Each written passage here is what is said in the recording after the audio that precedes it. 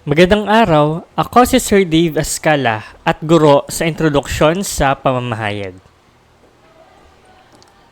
Sa nakaraang video, tinalakay natin kung ano nga ba ang balita.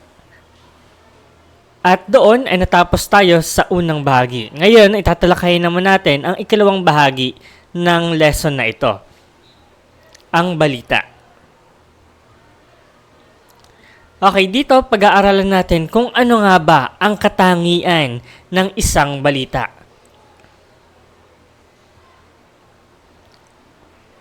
Okay, unahin natin ang ganap na kawastuhan. Narito ang kawastuhang paktwal. Ano nga ba ito? Ang kawastuhang paktwal ay tunay na pangyayari, katumpakan ng pangkalahatang impresyon, kaayusan ng mga detalye, tamang pagbibigay diin, hindi magulo o masalimuot ang diwa. Ano nga bang ibig sabihin nito? Ibig sabihin, ang balita daw ay dapat tama at totoo. Ibig sabihin, ang impormasyon na binibigay ng balita ay dapat base sa mga totoong pangyayari at mga nasusuring detalye, hindi yung mga gawa-gawa lamang. Mahalaga ito, oo, dahil kung hindi tama ang balita, maaari tayong magkamali ng pag-unawa o magkakaroon din tayo ng maling desisyon kung paano natin titingnan yung isang picture ng pangyayari. Kaya't importante na suriin ang mga sources at siguraduhin ang mga impormasyong ibinibigay ay tama. Kasunod, narito ang tinatawag nating timbang. Ano naman yung timbang? Nandyan yung kaukulang diin sa bawat katotohanan, kaugnay ng ibang tunay na pangyayari o kawastuhan. Ano naman ang ibig sabihin yan? Ibig sabihin, ang balita ay dapat nagbibigay ng kumpleto at balanseng pananaw. Ibig sabihin, hindi lang isang bagay o isang bahagi ang panig yung ipapakita natin sa balita. Dapat ay yung magkabilang panig ng ating kino-cover na balita. Dapat lahat ay lahat ng mahalagang aspeto sa isang issue ay mai-cover.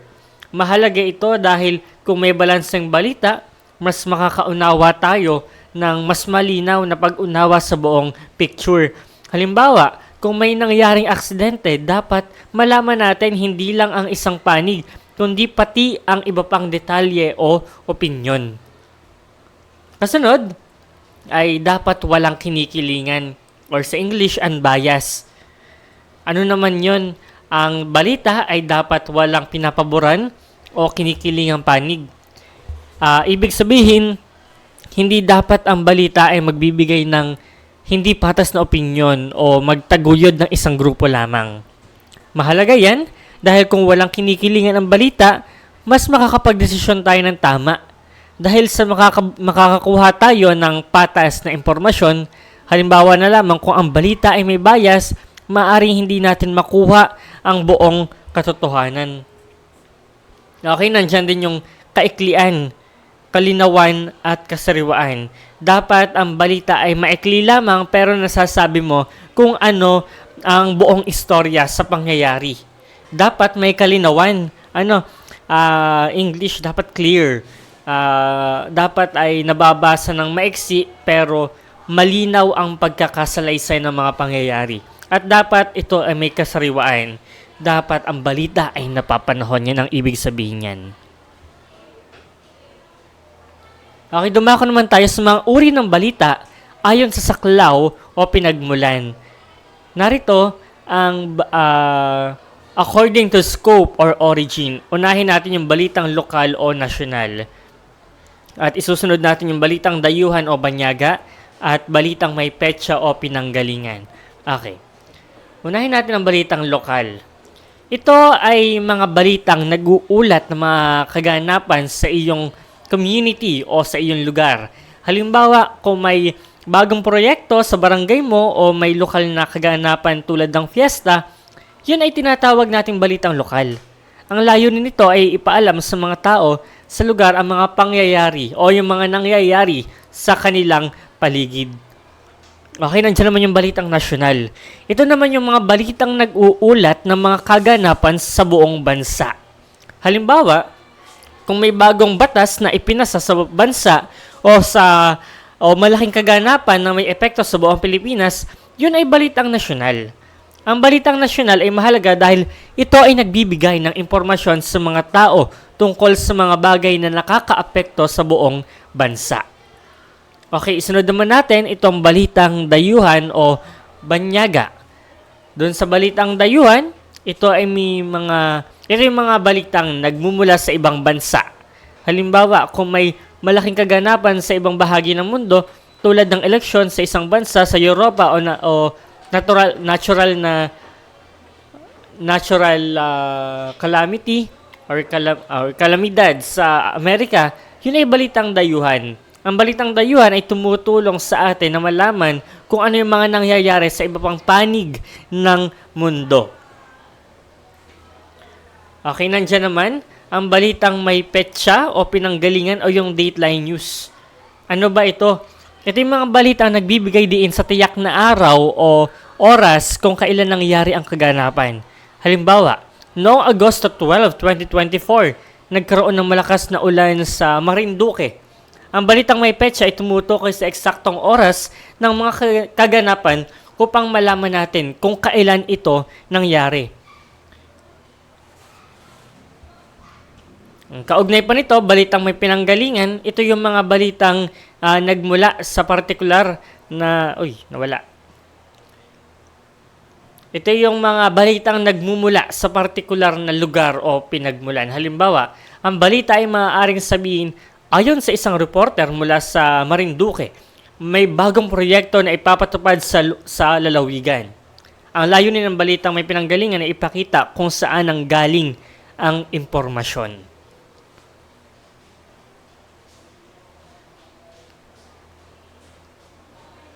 Okay, narito naman yung mga uri ng balita ayon sa pagkakasunod-sunod.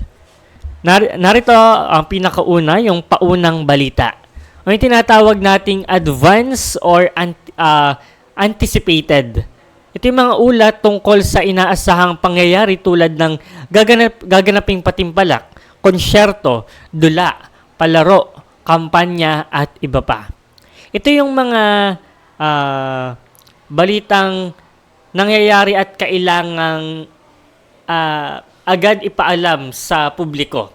Halimbawa, kung may malaking sunog na nagmula lang kanina, ito ay paunang balita dahil kailangan ng mga tao na agaran itong malaman o kailangan ng mga taong agarang impormasyon. Sa English, tinatawag din natin itong breaking news. Ito yung mga paunang balita. Ito'y maaaring ilatahala ng serye na inilalarawan ng iba't ibang paksa sa bawat issue. Ang pamamaraan sa pagsulat ng tuwirang balita o ng balitang lathalain. Okay, dumako naman tayo sa mga balitang hindi inaasahan. Ito yung tinatawag nating spot news o unexpected news. Ito yung mga balitang isinulat tungkol sa pangyayaring naganap na hindi inaasahan. Ito yung mga balitang hindi inaasahan ng mga tao. Halimbawa, kung ang isang taong kilala o yung popular na tao ay biglang nagbitiw sa kanyang posisyon. Ito ay isang balitang hindi inaasahan dahil walang nag-akala na mangyayari ito.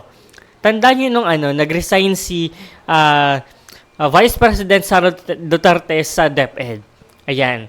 Yun yung mga hindi inaasahan nating balita na agad-agad pasok sa news na VP Sara Duterte resigns as DepEd Secretary. Ayan yung mga balitang hindi natin inaasahan. Next, ito yung mga balitang itinalaga o yung coverage news. Ito yung mga balitang isinusulat o isusulat pa batay sa isang palagian o permihang pinagkukunan gaya ng kongreso, ospital, fire department, tanggapan ng punong guro, aklatan, at iba pa. Okay, ito yung mga balitang hindi inaasahan ng mga, coverage news. O, tinatawag din pala itong assigned news. Ito yung mga balitang nakatakdang isulat o ipahayag dahil ito ay bahagi ng regular na trabaho ng isang mamamahayag. Halimbawa, ang balita tungkol sa SONA ng Pangulo ay itinalaga dahil bawat taon inaasahang magkakaroon ng ulat tungkol dito. Kumbaga ito yung kung sa mga reporter, ito ay naka-schedule na sa kanila na gagawin nila, na i-cover nila ito. Next, yung balitang panibaybay o yung follow-up news na tinatawag natin. Ito yung ulat sa pinakabagong pangyayari bilang karagdagan o kasunod ng naunang balita. Ang ibig sabihin niyan, ang mga balitang ito ay sumusubaybay sa mga nauna ng balita. Halimbawa, kung nagkaroon ng bagyo, ang balitang panibaybay ay maaaring magbigay ng update tungkol sa bilang ng mga naapektuhan pagkatapos ng bagyo. Next, yung balitang routine o kinagawian. Tinatawag din na itong routine news story.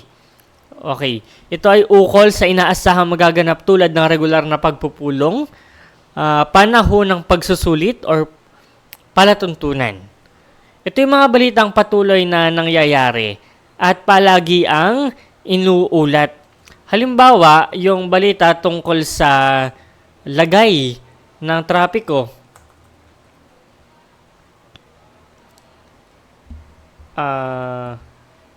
Yung mga ulat panahon ay balitang routine dahil araw-araw itong binabantayan at ibinabalita. 'Di ba? Kapag tayo nakikinig ng TV Patrol o sa radyo, laging meron diyang time na allotted para sa weather news. Yan yung mga balitang routine, yung araw-araw ng ginagawa o araw-araw ng kino-cover. Okay, narito rin yung mga balitang ayon sa anyo.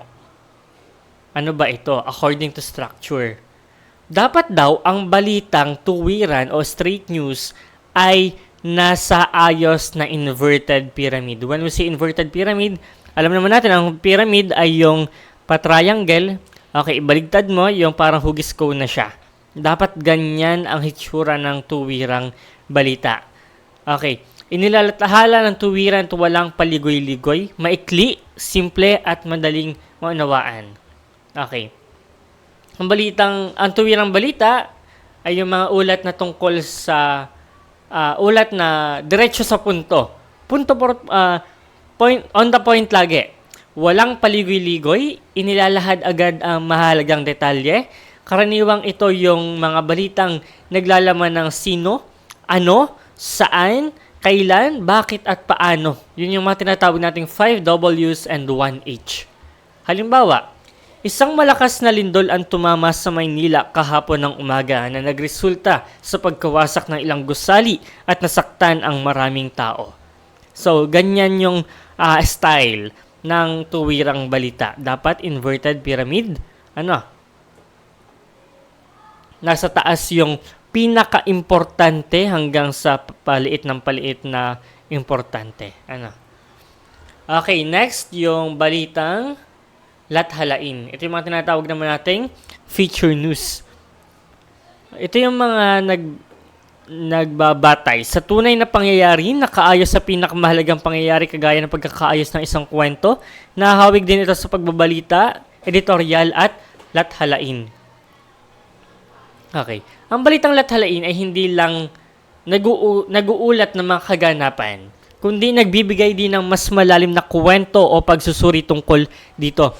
Maaaring ito ay maglahad ng mga personal na karanasan, kwento ng buhay o masusing pag-aaral sa isang partikular na paksa. Halimbawa, ang batang lalaki na nagsimula bilang isang street vendor ay ngayon isang matagumpay na negosyante. Salamat sa kanyang determinasyon at pagsisikap. Okay. Kadalasan, itong mga style na ito ay nakikita natin as documentary. Okay, next. Balitang iisang paksa o tala o yung tinatawag natin single feature or one incident story or single subject news, pwede rin natin sabihin yan. Ito'y kinakapalooban ng isang pangyayari o paksa ang taglay ng pamatnubay. Sa katawan ng balita ay pinapaliwanag ang mga detalye.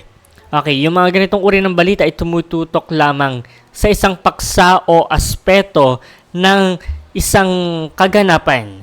Ang layunin ay upang bigyan ng mas malalim na pag-unawa ang mga mambabasa tungkol sa partikular na paksa.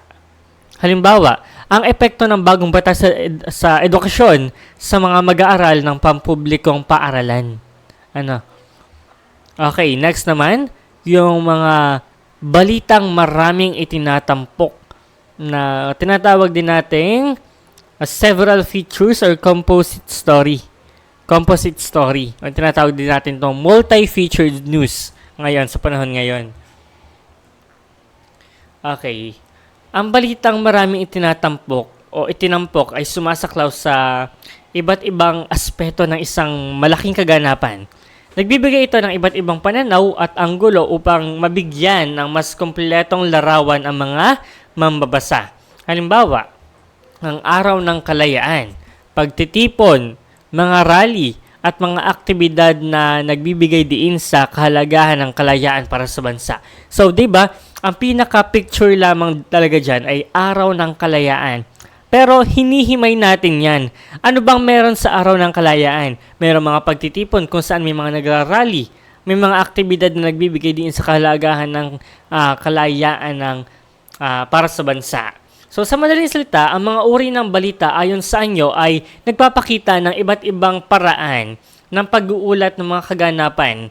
Ang bawat isa ay may sariling estilo at layunin upang maihatid ang impormasyon sa publiko ng malinaw at epektibo.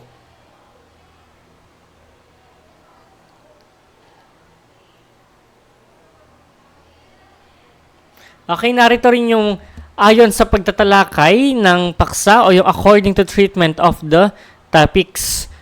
Ito yung mga balitang may pamukaw, damdamin o kawilihan or human interest story. Karaniwang maikli, ngunit nagagawa nitong paiyakin, patawanin, or gawing magalit o pagdamdamin ang mga mambabasa. Okay, narito rin yung balitang may pagpapakahulugan or interpretative news. Ito ay hindi pinapahayag ang pangyayari sa payak o tuwirang paraan lamang, kundi nilalaki pa ng interpretasyon upang lalong maunawaan ng mambabasa. Ano bang ibig sabihin nito? Ang balitang may pagpapakahulugan ay isang uri ng balita na hindi lamang basta nag-uulat.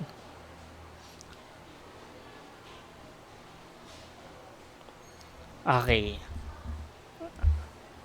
Ulitin ko, ang balitang may pagpapakahulugan ay isang uri ng balita na hindi lamang basta nag-uulat ng mga pangyayari, kundi nagbibigay rin ng mas malalim na pagsusuri or interpretasyon sa mga ito. Sa halip na magbigay lang ng facts or impormasyon, tinutulungan ng ganitong uri ng pagbabalita ang mga mambabasa o tagapakinig na maunawaan ng mas malalim na kahulugan ng isang pangyayari. So, paano ba ipinapakita ang balitang may pagpapakahulugan? Halimbawa, kung ang balitang tungkol sa isang bagong batas na ipinasa, ang isang simpleng balita ay magsasabi lang ng kung ano ang batas na yon, sino ang gumawa, at kung kailan ito ipapatupad. Pero ang balitang may pagpapakahulugan ay maaaring magsuri kung paano makakaapekto ang batas na iyon sa iba't ibang tao sa lipunan. Halimbawa, maaaring ipaliwanag nito kung paano ito nakakaapekto sa mga mahihirap, sa mga negosyo, o sa mga ekonomiya ng bansa. Okay, mahalaga rin yung balitang may pagpapakahulugan. Bakit? Dahil hindi lahat ng tao ay eksperto sa lahat ng bagay. Kung ang ganitong uri ng balita ay tumutukoy sa mga mamabasa na mas maunawaan ang kahalagahan at epekto ng isang pangyayari o issue, binibigyan tayo nito ng mas malawak na pananaw at mas malalim na pag-unawa sa mga bagay-bagay.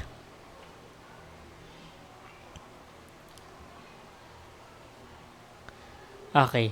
Paano ba natin magagamit sa pag-aaral yun?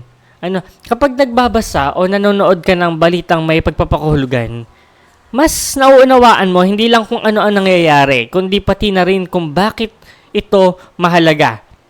Matututo ka ring magsuri ng mga pangyayari at mag-isip ng kritikal na mahalaga sa iyong pag-aaral at sa araw-araw na buhay. Sa madaling salita, ang balitang may pagpapakahulugan ay hindi lang basta nagsasabi ng mga pangyayari kundi tumutulong din na ipaliwanag ang kahulugan at at epekto nito. Tulad ng isang guro na nagtuturo sa klase, ang ganitong uri ng balita ay nagtuturo sa atin kung paano mas maunawaan ang mga balita at ang kanilang kahalagahan sa ating buhay. Okay, narito rin yung tinatawag nating balitang may ilalim or in-depth report. Ito ay nagsasalig sa backgrounding mula sa pagsasaliksik o paghahanap pa ng mga bagay o pangyayari higit sa nakita o nasaksihan. Nagbibigay kahulugan ito sa mga pangyayari ngunit hindi lumalabas na opinyon ng sumulat. Okay, ang balitang may ilalim, ito ay isang uri ng balita na hindi lang nag-uulat ng mga simpleng pangyayari, kundi naglalayon na magbigay ng mas malalim na pag-unawa sa issue. Ito ay masusing pag-aaral o pagsusuri ng isang paksa kung saan ang mga detalye ay binibigyang pansin upang maipakita ang kabuuan ng sitwasyon. Halimbawa, kung may balita tungkol sa pagbabago ng klima, ang karaniwang balita ay maaaring mag-ulat lamang ng mga pangyayari tulad ng pagbaha o pag-init ng panahon. Pero sa balitang may lalim, iniimbestigahan kung bakit nangyari ang mga pagbabagong ito. Tinutukoy yung mga sanhi, yung epekto at yung mga hakbang na ginagawa upang solusyonan ang problema. Maaaring kasama rin dito yung mga kuwento ng mga taong apektado at mga eksperto na nagbibigay ng kanilang opinyon. Mahalaga yan. Mahalaga yung balitang may lalim. Dahil tinutulungan nito yung mga tao na mas maintindihan ang mga komplikadong issue. Hindi lang basta impormasyon ang ibinibigay, kundi binibigyan tayo ng mas malalim na pananaw para mas maunawaan ang kabuuan ng problema o sitwasyon.